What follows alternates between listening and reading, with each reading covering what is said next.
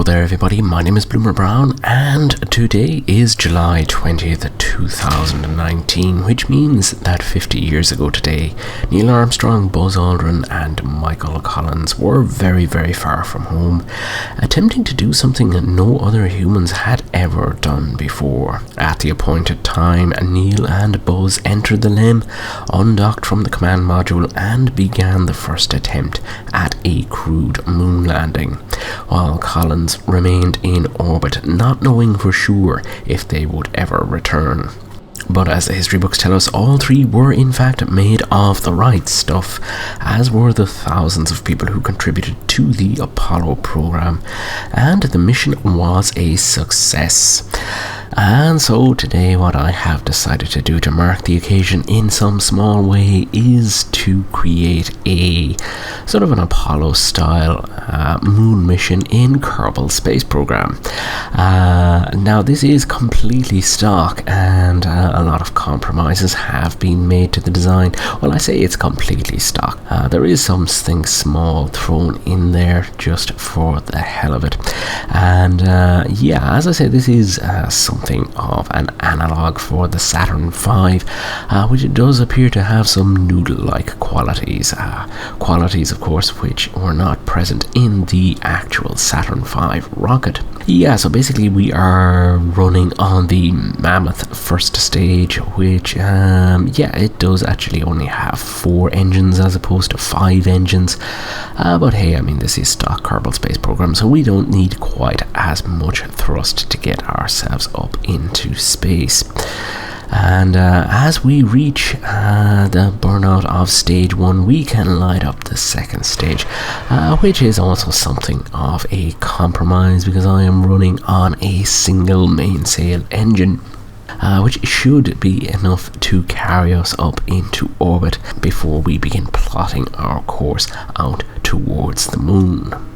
Now, I had actually planned to do something of a cinematic video for this, and had kind of started work on something like that, but yeah, unfortunately I have a day job and time constraints and things being what they are at the moment, yeah, I basically decided to abandon that and, much like NASA back in the 60s, scale everything back just a little bit and, basically forge ahead with the mission using new constraints. So anyway, we are at last approaching an apoapsis that is outside of the atmosphere, and I'm going to cut the engine for a moment and just let us coast up a little bit closer. And once we get outside the atmosphere, we can of course jettison the launch escape system before we begin to circularize our orbit. You'll also see me try to cancel out some of the inclination that I have picked up as a result of the wibbly wobbly wonderfulness that was that first stage. After a short burn, we managed to get into orbit, carrying a little bit of extra fuel in that second stage. Something, of course, which didn't happen with the Apollo launch. It was, of course, the third stage, which ran on a single J2 engine that was responsible for kicking it into a final orbit. And after a lot of foostering around with the maneuver node system, I finally find a firing solution that is going to bring us out on a free return trajectory to Kerbin, much like what was done with the Apollo missions. And in fact, it was actually the free return trajectory that ended up saving the lives of the Apollo 13 crew. So yeah, once we reach the node, we can relight the engine and begin our journey out towards the moon. You will of course notice that I am not firing exactly prograde, and that is of course because we are carrying a little bit of inclination and our orbit wasn't absolutely perfect. You can also see me tweaking it a little bit manually, which kicks our apoapsis up quite a bit, but I am anxious to get down as close to the moon as is possible, just because I want things to happen a little bit quicker, and I'm fairly confident that we will not be needing that free return anyway. So with us on our way, it is at last time to extract the lander from its shroud. And unlike Apollo 11, we unfortunately have have an interstage that is floating about in our way. And of course, if you have watched some of the modded series that I am doing, you will of course know that KW Rocketry have a part that is perfect for storing landers in a sort of Apollo style missions like this, but as I say, I did want to keep this completely stock, and so yeah, obviously that is not included in this mission, unfortunately. Anyway, not to worry, the laws of orbital mechanics are at last pulling that out of our path, and we can start making our way ever so slowly towards the lander to get a dock on with it and begin to pull it out of its shroud. So yeah, it's just closing the distance ever so slowly, moving in really rather slowly. I try to do these kind of things as slowly as possible because I'm anxious not to do any damage, and with it docked I can have a look for the appropriate stack decoupler and begin to extract the rover, which kind of clips through the shroud just a little bit. And yeah, partway out I decided I would like to kind of correct my inclination a little bit, and so I start plotting out a mid-course correction burn. And this I think really is going to end up messing up my free return trajectory, pushing my apoapsis up to something over 100 kilometers or so, which is well outside the atmosphere, and yeah, we won't naturally be able to re-enter the atmosphere without doing some kind of a correction burn on the way back, should anything go wrong. And that is us. We are at last on our way out to the moon, and I can begin plotting my capture burn. And yeah, I have to say that I'm actually pretty pleased with how the spacecraft turned out. While it is, not 100% accurate reproduction of the actual Apollo 11 mission, it does kind of look the part in its own way. So yeah, pausing to get as many beauty shots for thumbnails of this as I possibly can. And all we really have to do is wait for us to approach periapsis and put ourselves into a nice circular orbit around the moon. And so deep in the shadow of the far side of the moon, we can at last relight this engine and begin burning into a relatively circular orbit. It is of course not entirely perfect, but I'm not too worried about that. And at about this time, I think we can start to make preparations for a descent to the surface. Of course, before we begin doing any of that, we first need to transfer our crew of Bob and Jebediah Kerman into the lander, leaving Bill in the command module, who will of course keep things running in the command module until they make their return from the surface after a successful mission. At least I am hoping that this is going to be a successful mission. And much like Michael Collins would have done on Apollo 11, we ask Bill Kerman to have a quick look out the window at the rover, or at the lander rather, to make sure that everything has deployed properly.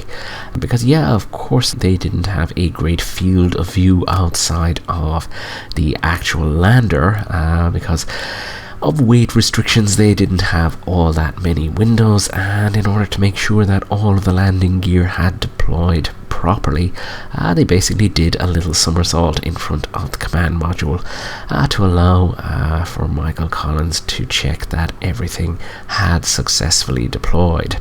So yeah, we are going to make our way around to a point where we are going to actually do a burn that's going to bring us down somewhere around 7 kilometers above the surface of the moon. It's also worth noting that when you compare this to the actual Apollo landings on the moon, we are landing at a point that is going to be pretty much midday on the surface of the moon, which is something of course that the Apollo missions didn't do.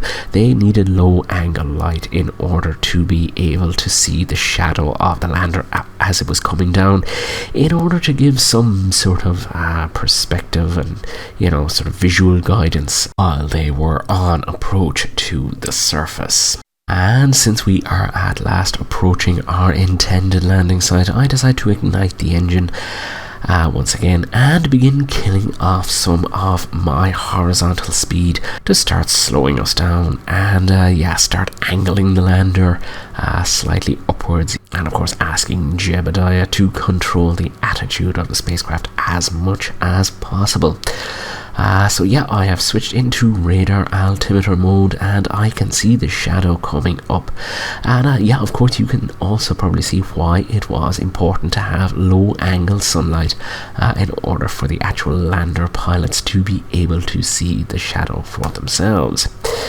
And so with a mere 200 meters left, we can drop out of time accelerated mode as we make final approach to the surface of the moon, ever so carefully jostling with the throttle there so as not to stop ourselves before we actually reach the surface. And as we come down, we begin kicking up some dust and contact light, main engine shut down. And at last, Jebediah Kerman, much like Neil Armstrong, is no doubt radioing mission control and saying something along the lines of Tranquility Base here, the Eagle has landed. And so with our crew safely on the surface of the moon, it is of course time to have some snacks and a little bit of a rest and try to figure out why my RCS nozzles are overheating. And let's just shut down that main engine and bring out the lander, and we can get our lander pilot, our LEM pilot Jebediah Kerman out as he begins to descend the ladder, no doubt thinking of some memorable words to say before he sets foot on the surface. I'm going to step off the LEM now. That's one small step for man, one giant leap for mankind. And so with the first set of footprints on the surface of the moon, it is time for us to get the second crew member, Bob Kerman, out and begin planting a flag to commemorate the occasion. Before, of course, we start deploying some of the various surface science experiments which are brought to us courtesy of the Breaking Ground DLC, which is of course the only non-stock add-on that I have on this particular save file. And of course, because this is a sandbox game, we're not actually going to end up gaining any scientific benefit from this at all, but hey, we might as well deploy them anyway. And as you can see, this is in fact the first time I have actually messed about with these in any real way, and it seems that they actually start to operate automatically. And so basically I've just brought some mystery goo, a control station, an antenna, and a seismic experiment, and also an RTG to power everything. And so with the EVA complete, it is time to get the crew back into the lander and prepare for ascent back to orbit to rendezvous with the command module, which is being piloted by Bill Kerman.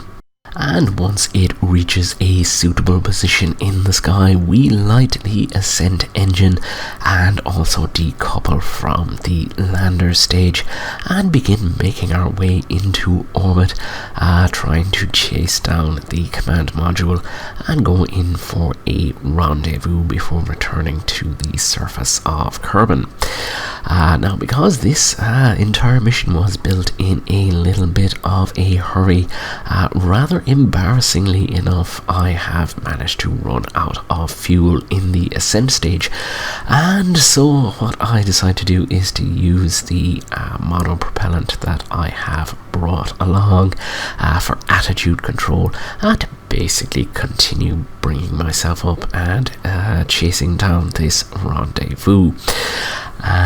That is not, of course, something that happened with the actual Apollo 11 mission, because, they had scientists who actually ran the numbers and made sure that they had enough liquid fuel and oxidizer to make the ascent to orbit. Something, however, they did have to do was to test out whether or not the surface samples that they were intending to bring home with them would combust once exposed to the oxygen-rich environment inside of the spacecraft. And to do this, what they did was basically lay out a small amount of the lunar dust onto the engine plate and slowly start to repressurize the cabin, watching for smoke. And if smoke was spotted, they were under strict instructions to jettison the samples, which was kind of important because unfortunately the Apollo program did suffer a catastrophic fire